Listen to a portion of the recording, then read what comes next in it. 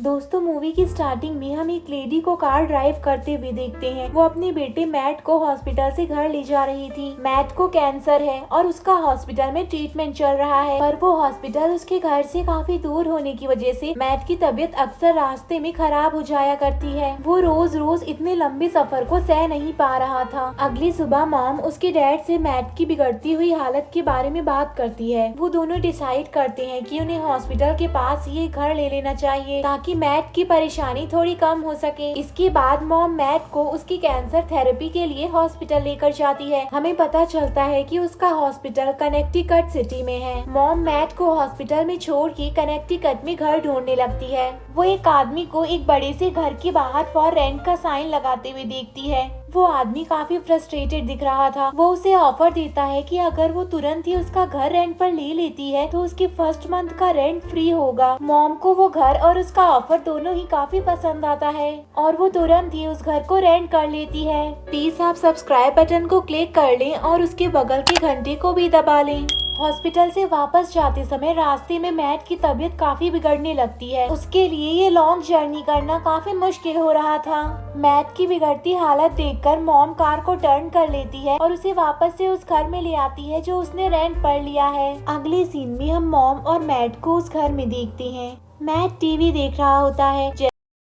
Of करता है, हम उस टीवी की स्क्रीन पे सामने एक आदमी को खड़ा हुआ देखते हैं। अगली सुबह डैड भी मैट के भाई बिली और उसकी कजन्स वेंडी और मैरी के साथ वहां आ जाते हैं। वो सभी अपने लिए रूम्स चूज करते हैं। मैट अपने लिए बेसमेंट के रूम को चूज करता है। उसे वहां पे कुछ ग्लास डोर्स दिखाई देते हैं, पर उसके पीछे क्या है वो नहीं जान पाता क्योंकि वो ग्लास डोर्स पूरी तरह से जाम हो चुके थे। मॉम वेंडी को उसका रूम दिखाती है जिसमें एक बहुत बड़ा सा क्लोजेट था। जैसे ही वो उस क्लोजेट के डोर को खोलती है, हम उसके शीशे के सामने एक आदमी को खड़ा हुआ देखते हैं, पर वो दोनों उसको नोटिस नहीं कर पाती हैं। रात में मैट को एक विजन दिखाई देता है जिसमें वो एक यंग मैन के पर्सपेक्टिव से कुछ लाशों को दफन होते हुए देखता है। अगली सुबह मैट अपनी मॉम के साथ किचन में उनकी हेल्प करा रहा होता है। वो कुछ प्लेट्स को शेल्फ से निकालकर टेबल पे रखता है, पर वो देखता है कि वो प्लेट्स वापस से शेल्फ में चली गई हैं, जबकि उसने तो उन्हें टेबल पर रखा था। वो अपनी मॉम से इस बारे में पूछता है। उसकी मॉम कहती है कि उसने मैट को प्लेट्स को टेबल पर रखते हुए नहीं देखा।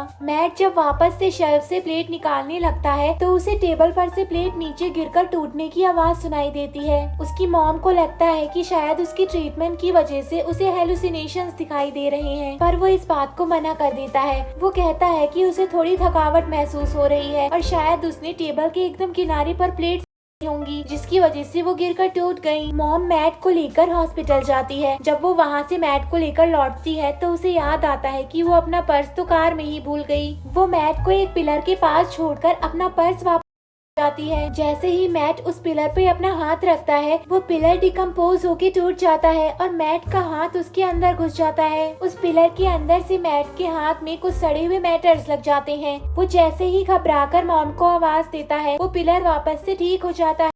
लगता है कि शायद ये उसका कोई वहम था। उसी रात मैट को सोते समय एक विजन दिखाई देता है। वो एक कोल्ड बियर्ड मैन को कॉर्पसेस के पोस्ट स्किन पर कुछ सिंबल्स बनाते हुए देखता है। वो जाग जाता है पर उसकी आंखें बंद रहती हैं। वो चलता हुआ उस ग्लास डोर अंदर चला जाता है जो पहले उससे नहीं खुल पा रहा था। अगली सुबह उसका छोटा भाई बिली उसके रूम में आता है। मैट उसे उस ग्लास डोर के अंदर का केबिन दिखाता है। हमें पता चलता है कि ये घर पहले एक फ्यूनरल हाउस था और वो केबिन मॉर्ज यानी कि मुर्दा घर हुआ करता था। उन्हें वहाँ पे कुछ इक्विपमेंट्स दिखाई देते हैं। वो बिल को एक टेबल पर लिटा के उसे स्पिन करने लगता है। तभी उसे कुछ सैंड बैग से भरे हुए एक खाली कफिन का विजन दिखाई देता है। उसे देख के मैट पगला जाता है और वो टेबल को घुमाने लगता है। बिल की आवाज सुनकर वहाँ डैड आ जाते हैं। वहाँ रखे इक्विपमेंट्स देखकर वो बहुत ज्यादा शॉक हो जाते हैं। वो गुस्से से आंख बबूला होकर मॉम पर चिल्लाने लगते हैं क्योंकि पहले वो एक मुर्दा घर था। ये बात जानने के बावजूद मॉम ने उस घर को रेंट पे ले लिया था और इस बात को लेकर उन दोनों में बुरी तरह से बहस होने लगती है। डिनर के समय डैड सभी को उस घर की सच्चाई बताते हैं, पर उस बात से किसी को कोई फर्क नहीं पड़ता। खाने से पहले वो सभी एक दूसरे का हाथ पकड़कर प्रे करने लगते हैं। जैसे ही मैट आंख बंद करता है, उसे एक खतरनाक विजन दिखाई देता है जिसमें कुछ लोगों का एक ग्रुप हाथ पकड़ के कोई रिचुअल परफॉर्म कर रहा होता है और उसी विजन में वो एक लड़के जोना को भी देखता है। उस विजन से वो बहुत ज्यादा डर है और उसे अजीब हरकत करते हुए देखकर उसकी फैमिली भी बहुत ज्यादा डर जाती है। वेंडी उसे वहाँ से ले जाती है। वो उसे बताती है कि उसकी हरकत ने उसे बुरी तरह से डरा दिया। मैट उसे एक बुक के बारे में बताता है वो बचपन में रीड किया करते थे और उससे उस ग्रुप को ज्वाइन करने के लिए कहता है। अगले दिन मैट अपने ट्रीटमेंट के दौरान एक दूसरे पेशेंट निकोलस से मिलता है। वो निकोलस को अपने विजन्स के बारे में बताता है। निकोलस उसे अपना कार्ड देकर कहता है कि जरूरत पड़ने पर वो उसे कभी भी कॉल कर सकता है। उसी हम वेंडी और मैरी को उनके रूम में देखते हैं। मैरी अपनी डॉल से खेल रही होती है। तभी हम उसके पीछे एक आदमी के हाथ को देखते हैं जिसपे सिंबल्स बने हुए थे। अगले सीन में हम देखते हैं कि मैट वेंडी को ढूंढने उसके रूम में जाता है। तभी वो वहाँ पे अपने विजन वाले लड़के जोना को देखता है जो अपना सामान पैक करके कहीं भाग रहा होता है। मैट वापस के अंदर जाता है। वो देखता है कि केबिन के अंदर कई सारी लाशें पड़ी हुई हैं। तभी उनमें से एक लाश मूव करने लगती है। मैट मदद के लिए चिल्लाने लगता है। अचानक से कई सारी लाशें जिनके स्किन पर सिंबल्स बने हुए थे वो मैट को चारों तरफ से घेर लेती हैं। मैट बहुत ज्यादा डर जाता है और वो उन्हें धक्का मारता है। तभी अचानक से सभी लाशें गायब हो जाती हैं और वो देखता है कि उसने अपने भाई को ही ढकेल दिया है। ये देखकर उसकी फैमिली डर जाती है। उन्हें लगता है कि मैट की ये हालत उसकी थेरेपी के साइड इफेक्ट्स की वजह से हो रही है। मैट हॉस्पिटल में निकोलस से मिलता है। निकोलस उसे एडवाइस करता है कि वो ये पता लगाए कि वो स्पिरिट्स आखिर उससे चाहती क्या है। मैट को अपने रूम में एक आदमी की स्पिरिट दिखाई देती है जो बुरी तरह से जला हुआ था। जब उसकी फैमिली वापस घर आती है तो वो देखती है कि मैट बिना कपड़ों की जमीन पर बैठा हुआ है और दीवार को कुरेदने के कारण उसके हाथ खून से सने हुए थे। उसने घर के बीचों बीच घर के सारे फर्नीचर लगा दिया था। उसकी पेरेंट्स उसे हॉस्पिटल लेकर जाते हैं। वहाँ डॉक्टर उन्हें बताते हैं कि उसकी इस हालत का उसके इलाज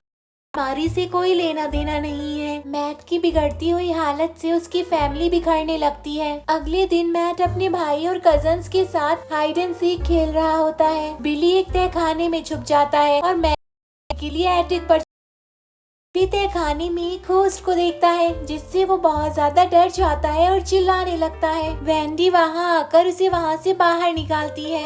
इधर एटिक का फ्लोर टूट जाता है और मैरी का पैर उसमें फंस जाता है। मैट आके उसके पैर को बाहर निकालता है। तभी उसे उस फ्लोर के अंदर एक बॉक्स दिखाई देता है। वो उसे वहाँ से निकाल लेता है। वो और वेंडी उस बॉक्स को खोलते हैं जिसमें जोना कोई रिचुअल परफॉर्म करके आत्माओं से बात करने की कोशिश कर रहा था और अपने मुँह से कोई लिक्विड उगल रहा था। वहाँ से उन्हें एक और बॉक्स मिलता है जो किसी अजीब चीज से भरा हुआ था। वेंडी सजेस्ट करती है कि उन्हें छानबीन करनी चाहिए कि कहीं उनका हाउस हॉन्टेड तो नहीं है। वो दोनों अपनी हाउस की हिस्ट्री चेक करने के लिए लाइब्रेरी जाते हैं। वहाँ उन्हें पता चलता है कि जिस ओल्ड बियर्ड मैन को मैट हमेशा अपने सपने में देखा करता था उसका नाम वही उस फ्यूनरल हाउस को मैनेज करता था। वो जोना के जरिए डेविल के रिचुअल्स परफॉर्म किया करता था। एक दिन ऐसी ही एक सेरेमनी के दौरान वहाँ मौजूद ग्रुप के सभी लोग रामसी के साथ मरे हुए पाए गए और जोना गायब था। कुछ साल बाद सरकार ने रोड बनाने के लिए उस क्रिमेट्री को वहाँ से हटा दिया और उन्हें वहाँ पे कई सारी हड्डियाँ मिली थी। वो लोग मदद के लिए निकोलस के पास जाते हैं। निकोलस उन फोटोज और उस बॉक्स को देखता है। उसे रियलाइज होता है कि वो अजीब सी चीज मरे हुए लोगों की आई लैशेज है, इन्हें निकाला होगा। निकोलस को लगता है कि रामसी डेड पीपल वेट करके उनकी आत्मा को कंट्रोल करना चाहता था और उन्हें इस घर से बांधना चाहता था। ऐसा करके वो जोना के जरिए डेमन को कांटेक्ट करने की पावर को बढ़ाना था। निकोलस पकड़ के उन आत्माओं की शांति के लिए प्रे करता है।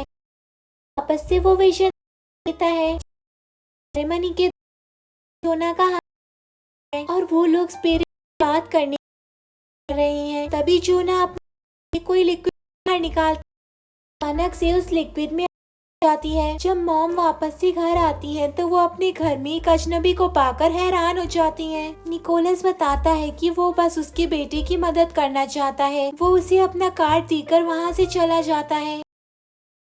वापस में देखता है जो बुरी तरह से डर कांप रहा था।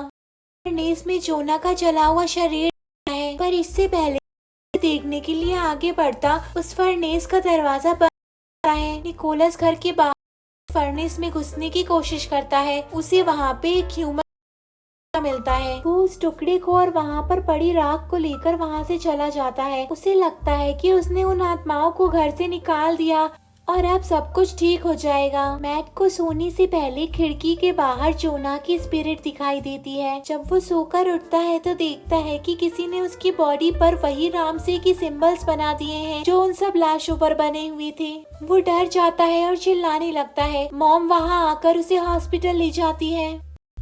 हॉस्पिटल में मैट को जोना दिखाई देता है तरफ बढ़ रहा था। इसी बीच हम निकोलस को देखते हैं जो कि जोना के एशेस को लेकर वहाँ से जा रहा था। तभी उसे कार के मिरर में जोना दिखाई देता है। निकोलस और मैट को साथ में विजन दिखाई देता है जिसमें वो देखते हैं कि जब जोना के मुंह से निकलने वाले लिक्विड में आग लगी तो वो बेहोश हो गया। जब उसे होश आया तो उसने देखा कि वहाँ पे मौजूद लोगों की बॉडीज बुरी तरह से जल चुकी थी और राम से बुरी तरह से घायल था और मर रहा था। उसने जोना से वहाँ से भाग जाने के लिए कहा। जोना वहाँ से भागने लगा पर तभी एक घोस्ट ने उसे बेसमेंट के में खींच लिया और उसे जिंदा जला दिया। जोना की आत्मा उसकी कार से उसकी एशेस कहीं उड़ जाती हैं। इधर मॉम, डैड और डॉक्टर जब मैट के पास आते हैं तो देखते हैं कि वो वहाँ से कहीं जा चुका है। अगले सीन में हम देखते हैं कि निकोलस उन्हें घर पे कॉल करता है पर वेंडी नहा रही होती है जिसकी वजह से वो उस कॉल को मिस कर देती है। निकोलस उन्हें कहता है कि उन्हें जल्द से जल्द उस घर को खाली कर देना चाहिए क्योंकि असल में जोना की स्पिरिट उन्हें बुरी आत्माओं से बचा रही थी और अब जब जोना की स्पिरिट को वहाँ से निकाल दिया गया है तो वो बाकी बुरी आत्माएं फ्री हो चुकी हैं। वो एविल स्पिरिट्स वेंडी पर अटैक कर देती हैं। वेंडी बिली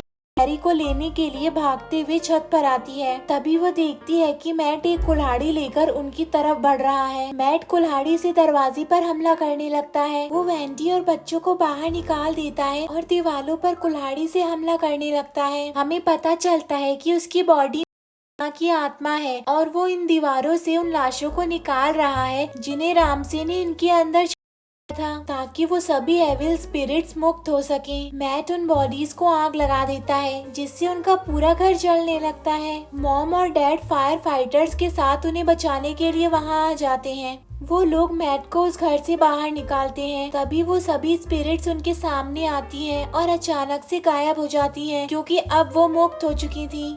मैट मौत के करीब पहुंच चुका था। तभी उसे एक विजन आता है जिसमें वो जोना को देखता है पर अब उसकी बॉडी जली हुई नहीं थी। वो जोना को फॉलो करना चाहता था पर तभी उसकी मॉम उसे आवाज लगाती है। वो अपनी बॉडी में वापस आ जाता है और स्पिरिट वहाँ से चली जाती है। आगे हम देखते हैं कि मैट का कैंसर गायब हो चुका है और अब उस घर को वापस से बिल्ड करके उसे बेच दिया गया है क्योंकि अब वो हाउस हॉन्टेड नहीं रह गया था। इसी के साथ ये मूवी खत्म हो जाती है। दोस्तों, आपको ये मूवी कैसी लगी हमें कमेंट सेक्शन में जरूर बताएं।